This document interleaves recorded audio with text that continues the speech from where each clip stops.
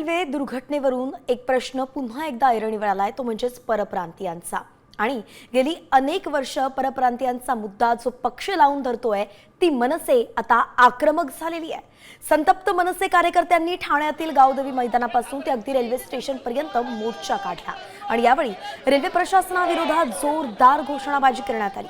Railway स्टेशनवरच्या अनधिकृत टपऱ्या हटवा, नाहीतर मनसे स्टाईलनं टपऱ्या उखडून टाकू असा थेट इशाराच मनसे कार्यकर्त्यांनी दिलेला आहे। रेल्वे प्रशासनाला हा इशारा देण्यात आलेला आहे। हॅलो,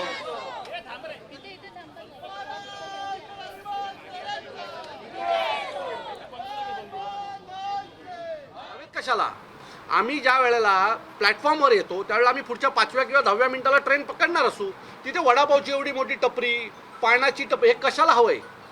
तिथे बसायला सुविधा करा ना। ज्येष्ठ नागरिक येतात, काही आजारी असतात, त्यांच्यासाठी बसायला खुर्च्या लावा। हे स्टॉलची गरज आम्हाला नाही आणि हे जर स्टॉल पुढच्या 8 दिवसात निघाले नाही तर आम्ही उचलून फेकून देणार।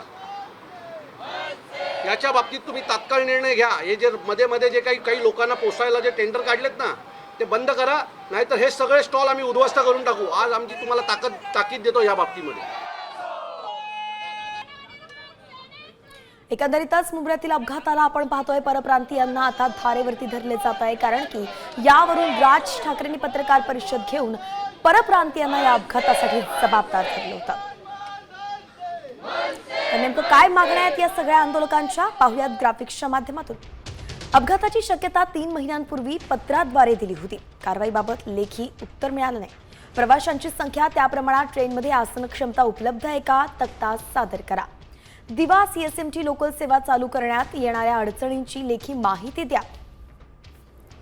स्वतंत्र एसी लोकल चालवण्यापेक्षा प्रत्येक लोकलला काही डबे एसी जोडावेत। रेल्वे अपघात नुकसान भरपाईची रक्कम तुटपुंजी आहे, ती वाढवून 25 लाख करा, अशा काही प्रमुख मागण्या मनसे कार्यकर्त्यांच्या आहेत।